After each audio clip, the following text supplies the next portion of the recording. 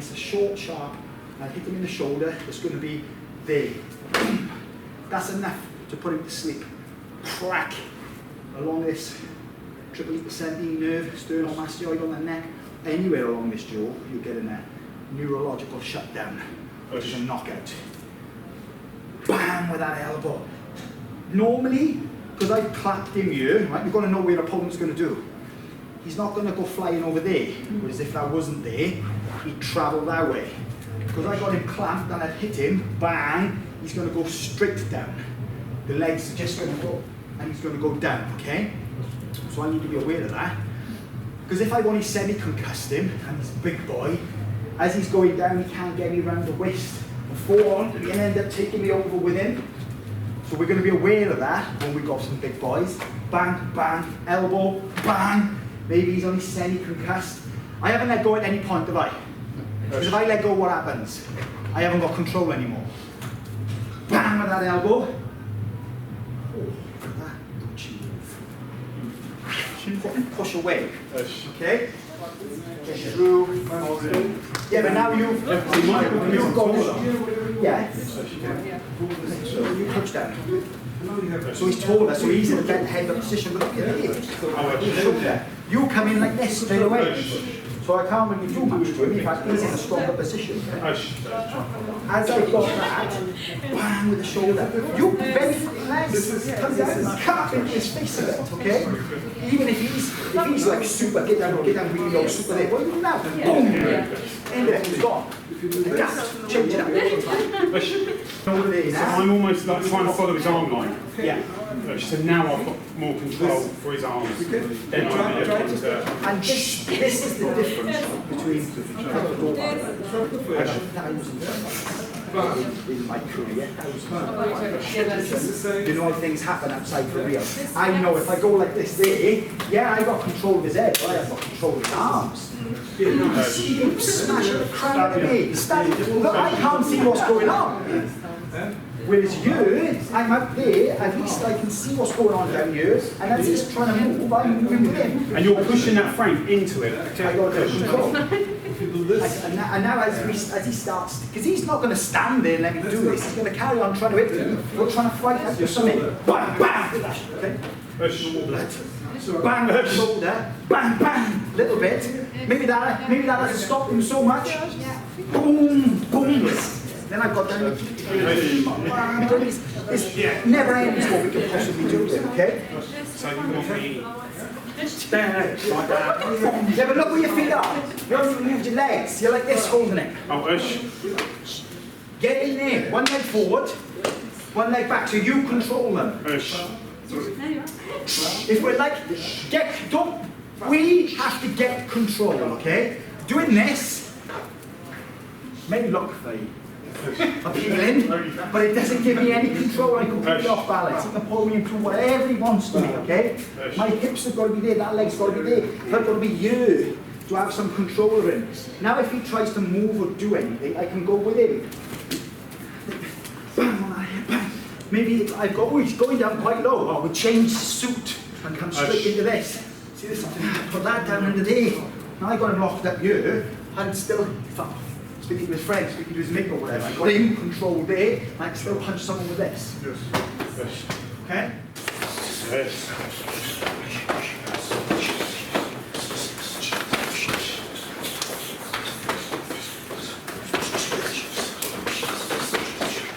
Hey, yo, mate. Supposed to change. Probably should push. Same thing, go. Up with us.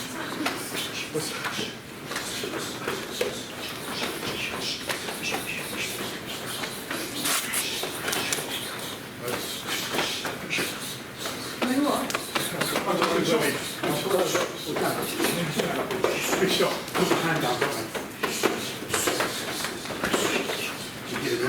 Cover around the hole. Hey, yo, mate. Supposed to change. Go.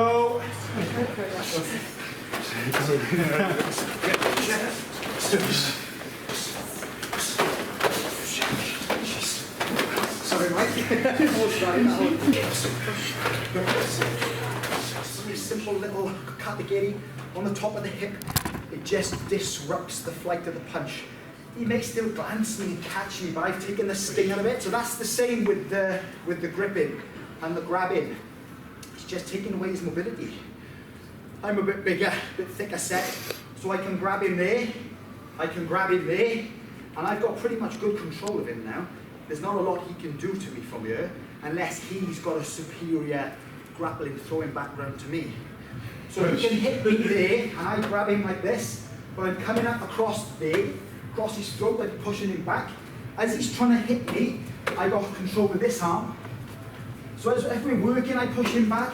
As he's pushing me, I would lift this up, straight in, and go for that hip on say and ankle throw, that single shoulder throw, okay? But this doesn't work like this.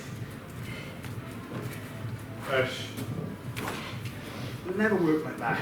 You see judokas in the Olympics, it's bang, explosive. So I wouldn't, if he was going backwards, I wouldn't be trying to do it. I've got to push him a bit. As he tries to push me, bang, then I would do it, okay? I probably wouldn't even lift this. I would just drop straight to the floor and let him go over this shoulder. Okay? So now we'll do the same thing. Try and control your partner more. Try and pick an anchor point. So bicep control, very important, okay?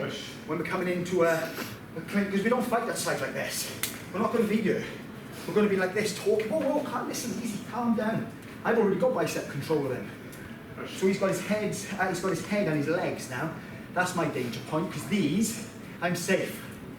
I'm not really, control. I'm not giving him this for him to fight back, but if he goes to throw a punch with either hand, I can move and control it.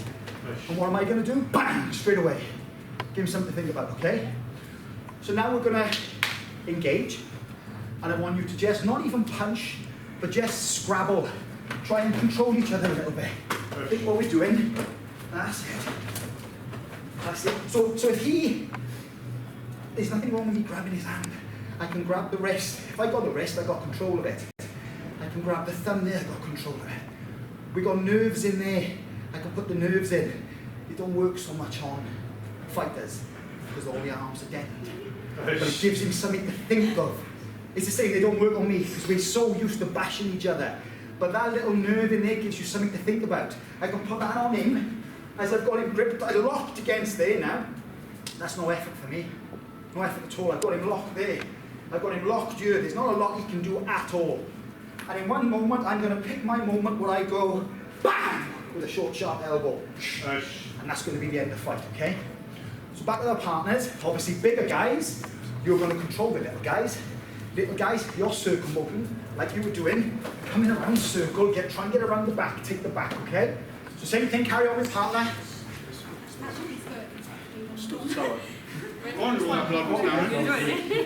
Come on, people, we only been training for 4 to 5 minutes. Carry on. That's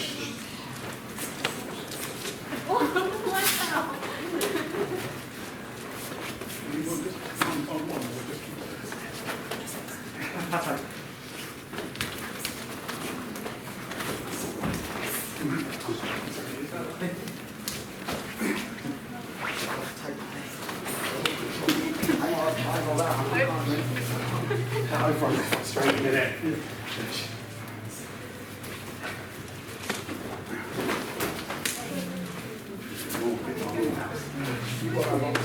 That's good, because with our arm locked, I'm not going to deal with it. Unless I come in with a shoulder throw. You alright? Nice. That was me tapping, but that's tap. You did too.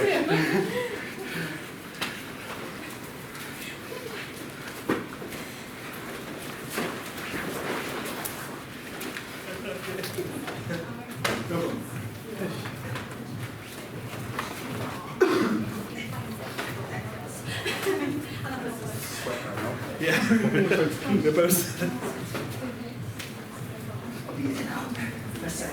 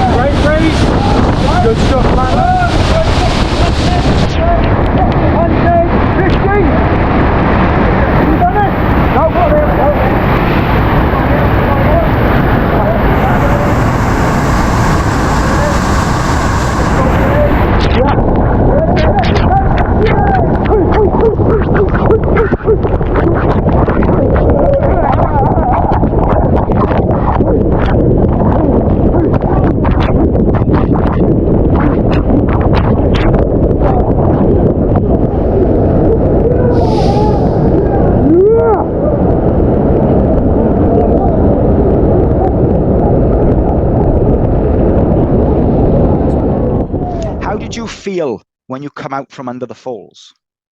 Oh, phenomenal, mate. It was like, I don't know whether you've ever been choked out, but you know that feeling you get as you come round and you're like really elated from it.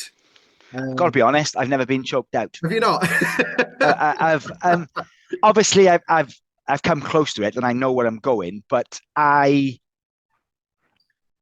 normally I've either tapped before I go under, or if someone has got me, the closest I ever came to actually being unconscious was in a fight outside, actually, and someone had me and was choking me, but I managed to poke him in the eye with my thumb, and they lost their grip. But that's the closest I've been in an uncontrolled environment where I was about to go out. Yeah. The rest of it is, when you're training, I let it go to the point where I'm about to go on a tap. So I've never actually gone out, gone under, and come back around. It's quite a nice feeling, to be honest. And that's not an open challenge neither. That's not I'll sort that out for you. Don't worry, leave that with me. You can have all the jiu-jitsu guys jumping on your mats now at Kaizen. Just to I'll choke you out. I'll show you what it's like to shit yourself when you're unconscious.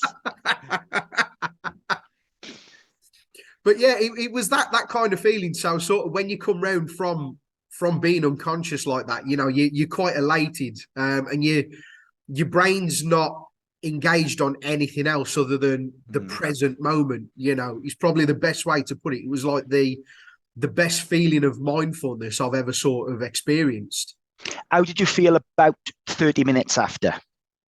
About 30 minutes after, I think, because that initial buzz of like, and you're slightly disorientated as you come out from under the water, but then once you're dressed afterwards and you're about half hour to an hour later, I felt, for me, I felt sort of a little bit heavy in the body, but actually really good, really refreshed.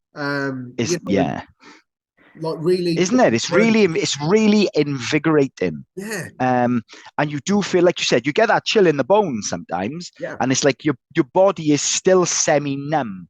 And every movement you do, you feel it. Yeah. You feel it under exactly tension. it. Every move, every time you lift, every time you move your arm, because you're kind of still cold, you feel that tension in the body. And it just makes you feel alive. You're aware of everything happening. Yeah. Well, that's exactly it. There was a real feeling of alive, in all of that. That was the biggest takeaway. It was quite a transcendental experience all round. Yeah, and I think it's doing that. Like you said, your hypothermia is on its way. Yeah, it's clearly, it's not set in, but it's on its way. You can feel it. Well, and if you have those stayed up there, hallmarks, don't you? Like when you've got that spray coming at you at about 2 degrees or so, it's already dropping your body temperature, because there was that point where we'd all sort of stripped down to the waist. There was a certain point where, as you got a particular distance away from the waterfall, that the temperature dropped. plummeted. You could feel it within about 3 feet of space. There was an immediate drop in temperature. Because you're almost in the moisture in the air that's all around you. Yeah. So believe it, one of the worst parts of it, not when it's not as a torrent like it was and we go behind it, is that initial walking behind the falls, because you're not in the water, but you're just on a little bit of spray. Yeah. And I don't know if you're like me, like I'm fine in cold water. I can go into cold water. I can go under a waterfall. But I'm like, if there's little parts of cold on me, like either I submerge, or if it's just touching bits and you walk through and you're like, and it's just on your arm or it's just on your back. I find that the worst bit. Yeah, agreed. You sort of, once I'm in, I'm fine. I'd rather just jump head first into an ice cold river than lower myself in. Yeah. I can't do that. You feel it coming up and you're like, it's on your balls, and you're like, Yeah, you feel them shoot straight up, don't you? Yeah, and I'm like, bang, you just got to go straight in. So hopefully you'll be with us again next year. I maybe think bring I'm some make guys it a along. trip, yeah, for sure.